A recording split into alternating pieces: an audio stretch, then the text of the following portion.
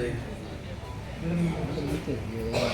ಶರಣೆಂಬೆ ಗುರುವಿಗೆ, ಶರಣೆಂಬೆ ಅರಿವಿಗೆ, ಶರಣೆಂಬೆ ಅರಿವಿಗೆ, ಶರಣೆಂಬೆ ಗುರುವಿಗೆ, ಶರಣೆಂಬೆ ಸಾಹಿತ್ಯ ಸರಸ್ವತಿಗೆ, ಶರಣೆಂಬೆ ಸಾಹಿತ್ಯ ಸಂಗೀತ ಸರಸ್ವತಿಗೆ, ಶರಣು ಶರಣೆಂಬೆ ನಿಮ್ಮೆಲ್ಲರಿಗೆ, ಶರಣು ಶರಣೆಂಬೆ ನಿಮ್ಮೆಲ್ಲರಿಗೆ. ನಾನು ಹೆಚ್ಚು ಮಾತಾಡುವ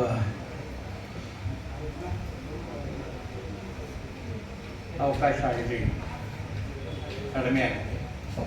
ಅಧ್ಯಕ್ಷ ಭಾಷಣದಲ್ಲಿ ಏನಿದ್ರು ಕೂಡ ಎಲ್ಲರೂ ಏನು ಮಾತಾಡಿದ್ರು ಅದನ್ನು ಸಾರಾಂಶವನ್ನು ಹೇಳೋದು. ವಾಸ್ತವವಾಗಿ ನಾನೊಂದು 2.5 ನಿಮಿಷ 3 ನಿಮಿಷ ನಿಲ್ಲಬಲ್ಲೆ, ಅಷ್ಟರಲ್ಲಿ ನನ್ನ ಮಾತನ್ನು ಮುಗಿಸೋದಕ್ಕೆ ಪ್ರಯತ್ನ ಪಡ್ತೀನಿ. 30 ವರ್ಷಗಳ ನಿರಂತರ ಕನ್ನಡ ಕಾಯಕವನ್ನು ಮಾಡ್ಕೊಂಡು ಬಂದು ಕನ್ನಡ ಕೈಂಕರ್ಯ ಮಾಡಿದವರಿಗೆ ಪ್ರಶಸ್ತಿಯನ್ನು ನೀಡುವ ಇಂಥ ಒಂದು ಸತ್ ಪರಂಪರೆಗೆ ನಾಂದಿ ಹಾಡಿದಂಥ ಎಲ್ಲ ಗೆಳೆಯರಿಗೆ, ಪ್ರಮುಖವಾಗಿ ನನ್ನ ಆತ್ಮೀಯ ಸನ್ನಿಹಿತರಾದಂಥ ಶ್ರೀ ರಾನಂ ಚಂದ್ರಶೇಖರ್ ಅವರಿಗೆ ನನ್ನ ಹೃತ್ಪೂರ್ವಕ ಧನ್ಯವಾದಗಳನ್ನು ಮೊದಲು ಅರ್ಪಿಸೋಕೆ ಇಷ್ಟಪಡ್ತೇನೆ. ಅವರಿಗೆಲ್ಲ ಯಾಕೆ ಪ್ರಶಸ್ತಿಗಳು ಬಂದಿದೆ, ಯಾಕೆ ಅವ್ರನ್ನ ಬೆಂತಟ್ಟಿದ್ದೇವೆ, ಯಾಕೆ ಸನ್ಮಾನಿಸಿದ್ದೇವೆ ಅಂತಂದರೆ, ಅವರು ಮಾಡಿದಂಥ ಕನ್ನಡದ ಪರಿಚಾರಿಕೆ, ಆ ಕನ್ನಡದ ಪರಿಚಾರಿಕೆ ಬಹಳ ಮುಖ್ಯ. ಇವತ್ತೆಲ್ಲ ಮಾಡ್ತೇವೆ ಕನ್ನಡದ ಪರಿಚಾರಿಕೆಯನ್ನು ಬಿಟ್ಟು. ಬಹುಶಃ ಈಗ ಪ್ರಸ್ತುತವಾಗಿರ್ತಕ್ಕಂಥ ವಿಷಯ ನನ್ನ ದೃಷ್ಟಿನಲ್ಲಿ ಕನ್ನಡದ ಶಾಲೆಗಳ ಉಳಿವಿಗಾಗಿ ಕಾರ್ಯಕ್ರಮಗಳು. ಅದು ಯಾಕೆ ನಮ್ಮಲ್ಲಿ ನೆನೆಗುದಿಗೆ ಬಿತ್ತೋ ಗೊತ್ತಿಲ್ಲ, ಅಥವಾ ತಿರಸ್ಕಾರಕ್ಕೆ ಒಳಗಾಯ್ತೋ ಗೊತ್ತಿಲ್ಲ. ಇದಕ್ಕೆ ಖಾಸಗಿ ಶಾಲೆಗಳವರ ಲಾಬಿ ಕೂಡ ಬಹಳ ಮುಖ್ಯ ಅನ್ನೋದನ್ನು ನನಗೆ ಗೊತ್ತಿದೆ. ಅವರು ಕನ್ನಡವನ್ನು ಬೆಳೆಯೋಕ್ಕೆ ಅವರು ಬಿಡೋದಿಲ್ಲ. ಕನ್ನಡದ ವಿಧ್ವಂಸಕ ಶಕ್ತಿಗಳು, ಈ ಥರ ನೇರವಾಗಿ ನಾನು ಹೇಳ್ತಾ ಇದ್ದೀನಿ, ಅದೇನೇನು ದೂರ ಬರುತ್ತೋ ಬರಲಿ, ಯಾರ್ಯಾರು ನ್ಯಾಯಾಲಯಕ್ಕೆ ಹೋಗ್ತಾರೋ ಹೋಗಲಿ. ಈ ಹೊತ್ತು ಇಲ್ಲಿರ್ತಕ್ಕಂಥ ಎಲ್ಲ ಕಾರ್ಯಕರ್ತರಿಗೆ, ಅಕ್ಕರೆಯ ಕನ್ನಡಿಗರಿಗೆ ನಾನು ಹೇಳಬಹುದಾದ್ದೇನು ಅಂತಂದರೆ, ಮತ್ತೊಮ್ಮೆ ಈ ವಿಷಯವನ್ನು ಕೈಗೆತ್ತಿಕೊಳ್ಳೋಣ. ಯಾವ ರೀತಿಯಾಗಿ ಗೋಕಾಕ್ ಆಂದೋಲನ ಆಗಿತ್ತು, ಅಂತಹ ರೀತಿಯಲ್ಲಿ ಡಾಕ್ಟರ್ ಟಿ.ಎಸ್. ನಾಗಾಭರಣ ಹೇಳಿದ ಎಲ್ಲ ಮಾತುಗಳನ್ನು ಹಿನ್ನೆಲೆಗೆ ಇಟ್ಟುಕೊಂಡು ಒಂದು ಬಹುದೊಡ್ಡ ಆಂದೋಲನವನ್ನು ಮಾಡದೆ ಹೋದರೆ ಕನ್ನಡ ಉಳಿಯೋದಿಲ್ಲ. ಆದ್ದರಿಂದ ಕನ್ನಡದ ಉಳಿವಿಗಾಗಿ ಅಳಿವಿನಂಚಿನಲ್ಲಿ ಇರ್ತಕ್ಕಂಥ ನಮ್ಮ ಭಾಷೆಯ ವೀರ್ಯವಂತಿಕೆಗೆ ಬಹಳ ಮುಖ್ಯವಾದಂಥ ಒತ್ತನ್ನು ಕೊಡಬೇಕಾಗಿದೆ, ಕಾಯಕಲ್ಪವನ್ನು ಮಾಡಬೇಕಾಗಿದೆ, ರೋಗಗ್ರಸ್ತವಾದಂಥ ಮನಸ್ಸುಗಳಿಗೆ ಚಿಕಿತ್ಸೆಯನ್ನು ನೀಡಬೇಕಾಗಿದೆ. ನನಗೆ ಹೇಗೆ ರಾನಂ ಚಂದ್ರಶೇಖರ್ ಅವರಿಗೆ ಡಾಕ್ಟರ್ ಎಂ ಚಿದಾನಂದ ಮೂರ್ತಿಯವರು ಗುರುಗಳು, ಅದೇ ರೀತಿಯಲ್ಲಿ ಡಾಕ್ಟರ್ ಎಂ ಚಿದಾನಂದ ಮೂರ್ತಿಯವರು ಶಕ್ತಿ ಕೇಂದ್ರದ ಅಯೋರ್ಟ ಅನ್ಬೋದು, ಶಕ್ತಿ ಕೇಂದ್ರದ ಅಧ್ವರ್ಯವಾದ ಅಯೋರ್ಟ ಆದ ಡಾಕ್ಟರ್ ಎಂ ಚಿದಾನಂದ ಮೂರ್ತಿಯವರು 5 ವರ್ಷಗಳ ಕಾಲ ನಿರಂತರವಾಗಿ ಪಾಠ ಹೇಳಿದ ಮೇಷ್ಟ್ರು. ಅವ್ರ ಬಗ್ಗೆ ಅಪಾರವಾದಂಥ ಗೌರವ. ಇಲ್ಲೇನಾದರೂ ಮಾತಾಡ್ತಾ ಹೋದರೆ ಅದು ಡಾಕ್ಟರ್ MCM ಕುರಿತು ವಿಶೇಷವಾದಂಥ ಒಂದು ಉಪನ್ಯಾಸ ಆಗಿಬಿಡುವ ಭಯ ಇರೋದ್ರಿಂದ ನಾನು ಆ ಮಾತನ್ನು ಅಲ್ಲಿಗೆ ಬಿಡ್ತೇನೆ. ನೇರವಾಗಿ ನಾಗಾಭರಣವ್ರಿಗೂ ಗೊತ್ತಿದೆ, ಇಲ್ಲಿರ್ತಕ್ಕಂಥ ಕನ್ನಡದ ಹಿರಿಯರೆಲ್ಲರಿಗೂ ಗೊತ್ತು, ಒಂದು ಕೆಲಸ ಆಗಲೇ ಇಲ್ಲ, ಸರಿಯಾದ ರೀತಿಯಲ್ಲಿ ಆಗಲಿಲ್ಲ. ನಮ್ಮ ರಾಜೀವ್ ತಾರಾನಾಥ್ ಅವರು NS Taranath, doctor NS Taranath ಅವರು ಮೈಸೂರಿಂದ ಬಂದಿದ್ದಾರೆ. ಅವ್ರನ್ನ ಸಂಪರ್ಕ ಸೇತುವಾಗಿ ಬಳಸ್ಕೊಂಡು ಈ ಮಾತನ್ನು ನಾನು ಹೇಳೋದಾದರೆ, ಶಾಸ್ತ್ರೀಯ ಭಾಷೆಗೆ ಸಂಬಂಧಿಸಿದ ಕೆಲಸಗಳು ಆಗಲಿಲ್ಲ. ಆ ಕೆಲಸಗಳು ಆಗುವ ಕಡೆಗೆ ನೀವು ಮೈಸೂರಲ್ಲಿ ನಿಂತು ಕಾರ್ಯಾಚರಣೆಯನ್ನು ಮಾಡಬೇಕು. ಅದಕ್ಕಾಗಿ ನಮ್ಮೆಲ್ಲರ ಒತ್ತಾಯ ಇರುತ್ತೆ. ಏನು ಬೇಕಾದ್ರೂ ಸಹಕಾರ ಇರುತ್ತೆ, ಏನು ಬೇಕಾದ್ರೂ ಬೆಂಬಲ ಇರುತ್ತೆ. ಆದ್ದರಿಂದ ಸರ್ಕಾರಕ್ಕೆ ಮನವಿ ಕೊಡೋದು, ಒತ್ತಾಯ ಮಾಡೋದು, ಧರಣಿ ಮಾಡೋದು, ಬೇರೆ ಏನೇನು ಮಾಡ್ಬೋದು ಅದನ್ನೆಲ್ಲವನ್ನು ಕೂಡ ನಾವೆಲ್ಲ ಸೇರಿ ಸಂಘಟಿತವಾಗಿ ಮಾಡೋಣ. ಇದಕ್ಕೆ ಕಾರಣ ಯಾಕೆ ಆಗಿಲ್ಲ ಅನ್ನೋದು ಬಹಳ ಮುಖ್ಯ. ಯಾಕೆ ಆಗಿಲ್ಲ ಅಂತಂದರೆ ಕನ್ನಡಿಗರಲ್ಲಿ ಸ್ವಾಭಿಮಾನ ಇಲ್ಲ ಅಷ್ಟೇ, ಅದರಲ್ಲಿ ಮರು ಮಾತಿಲ್ಲ ಅಷ್ಟೇ.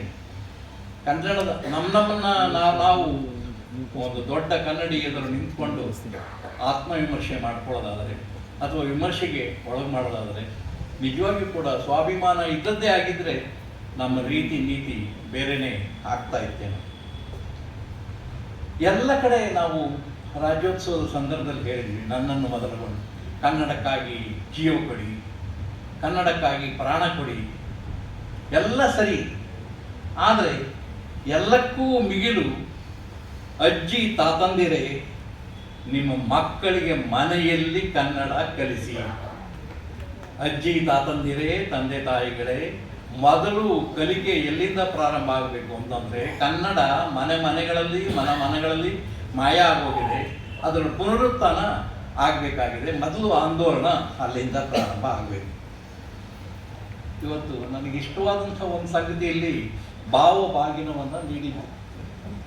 ಅದರಲ್ಲಿ ಬೇಕಾದಷ್ಟು ಅರ್ಥಗಳಿದೆ, ಹೆಣ್ಮಕ್ಳೆಲ್ಲ ಖುಷಿ ಪಡ್ತಾರೆ. ಭಾವಭಾಗಿನ ಒಂದು ಗೌರಿ ಬಾಗಿನ ಥರ ಒಂದು ಸಂತೋಷ ಕೊಡ್ತಕ್ಕಂಥ ವಿಷಯ. ಅಲ್ಲಿ ತವರು ಮನೆಯ ಸಡಗರ ಕೂಡ ಇರುತ್ತೆ, ಅಕ್ಕರೆ ಇರುತ್ತೆ, ವಾತ್ಸಲ್ಯ ಇರುತ್ತೆ.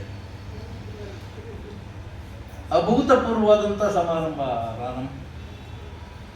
ನಿಜವಾಗಿಯೂ ಕಿಕ್ಕಿರದಿತ್ತು ಸಭೆ. ಆಸಕ್ತರು ಅಷ್ಟು ಜನ ಇದ್ರು. ಈಗ ಬೇರೆ ಬೇರೆ ಕಾರಣಕ್ಕಾಗಿ ಇವರು ಇಲ್ಲಿಂದ ವಿರಮಿಸಿರ್ಬೋದು.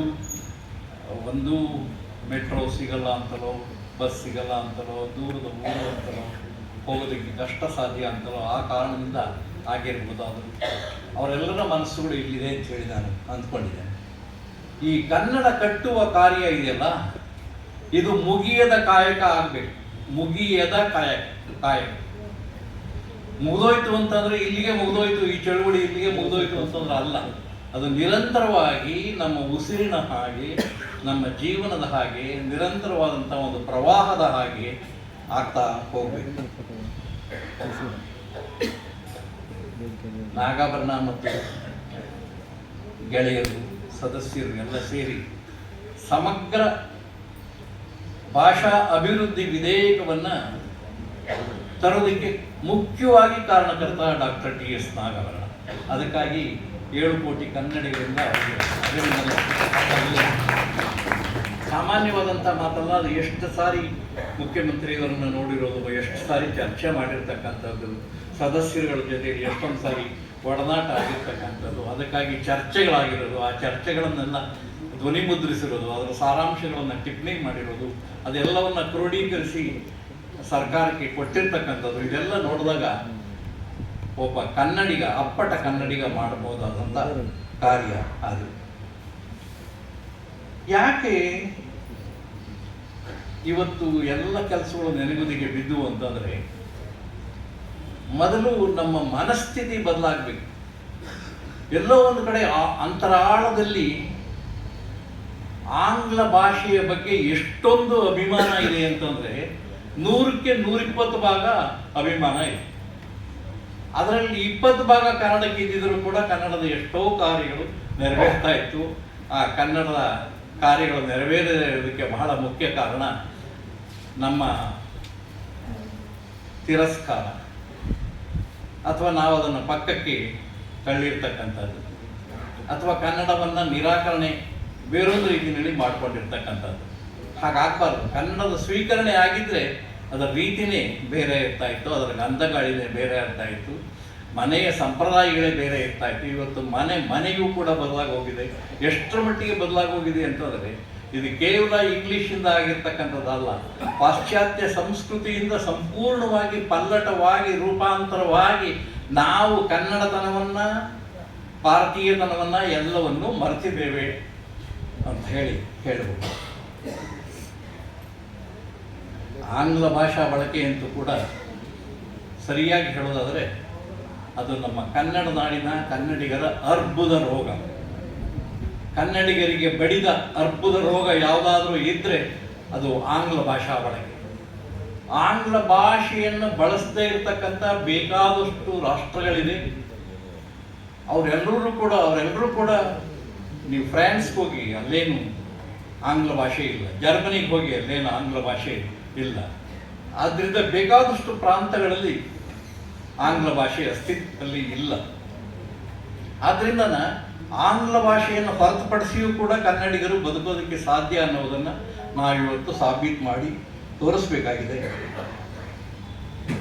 ಈ ಮಾತೃಭಾಷೆ ಅಂತ ಹೇಳಿ ನ್ಯಾಯಾಲಯಗಳು ನಮ್ಮನ್ನು ಗೊಂದಲಕ್ಕೆ ಶಿಕ್ಷಿರು, ಅದಕ್ಕೆ ಸರ್ಕಾರವೂ ಹಿಂಬಾಯಿತು ಅಂತ ಹೇಳಿ ನನಗೆ ಅನಿಸುತ್ತೆ. ಆದ್ದರಿಂದ ತಾವೆಲ್ಲ ದೊಡ್ಡ ಮನಸ್ಸು ಮಾಡಿ ಅದನ್ನು ಮಾತೃಭಾಷೆ ಅಂತ ಹೇಳಿ ವ್ಯಾಖ್ಯಾನ ಮಾಡುವಾಗ ಪ್ರಾದೇಶಿಕ ಭಾಷೆಯಲ್ಲೇ ಅನ್ನುವ ಮಾತನ್ನು ಬಳಸಬೇಕು.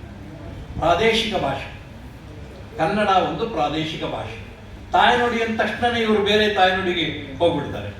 ಆದ್ದರಿಂದ ಇದನ್ನು ಪ್ರಾದೇಶಿಕ ಭಾಷೆ ಅಂತ ಹೇಳಿ ಕರೆದಾಗ ಅದರ ಸೊಗಡು ಉಳ್ಕೊಳ್ಳುತ್ತೆ. ದೇಸಿ ಸೊಗಡು ಕನ್ನಡದಲ್ಲಿದೆ. ಆ ದೇಸಿ ಸೊಗಡಿನ ಉಳಿವಿಗೆ ಆ ಪ್ರಾದೇಶಿಕ ಭಾಷೆ ಅನ್ನುವ ಪದವನ್ನು ನಾವು ನಿರಂತರವಾಗಿ ಬಳಸ್ಬೋದು ಅಂತ ಹೇಳಿ ಅನಿಸುತ್ತೆ.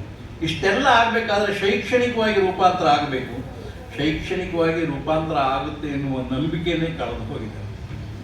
ಈ ಪಠ್ಯಪುಸ್ತಕಗಳ ರಚನೆ ಮತ್ತು ಅವುಗಳ ಮರುಪರಿಶೀಲನೆ, ತಿದ್ದುಪಡಿ, ಮತ್ತೆ ಅದರ ಬಗ್ಗೆ ಜಗಳಗಳು, ಅದರ ಬಗ್ಗೆ ಹೋರಾಟಗಳು, ಪಂಥ ಪಕ್ಷಗಳ ಹಸ್ತಕ್ಷೇಪಗಳು, ಇದೆಲ್ಲ ಎಲ್ಲಿ ಬಂದು ಮುಟ್ಟಿದೆ ಅಂತಂದರೆ ಈ ಮಧ್ಯೆ ಕನ್ನಡನೇ ನಾಪತ್ತೆ ಆಗೋಗಿರುವ ಸಾಧ್ಯತೆಯೇ ಜಾಸ್ತಿ. ಆದರೆ ಅಂಥ ಕನ್ನಡ ರೂಪಾಂತರ ಆಗೋದೆಂತು ಕನ್ನಡ ನಾಡಿನಲ್ಲಿ ಕನ್ನಡಕ್ಕೆ ಅಗ್ರಸ್ಥಾನ ಸಿಗಬೇಕು. ಕನ್ನಡ ನಾಡಿನಲ್ಲಿ ಕನ್ನಡಕ್ಕೆ ಅಗ್ರಸ್ಥಾನ ಸಿಗಬೇಕು ಅನ್ನೋದು ನನ್ನ ಮನವಿ. ಆದ್ದರಿಂದ ನಮಸ್ಕಾರ.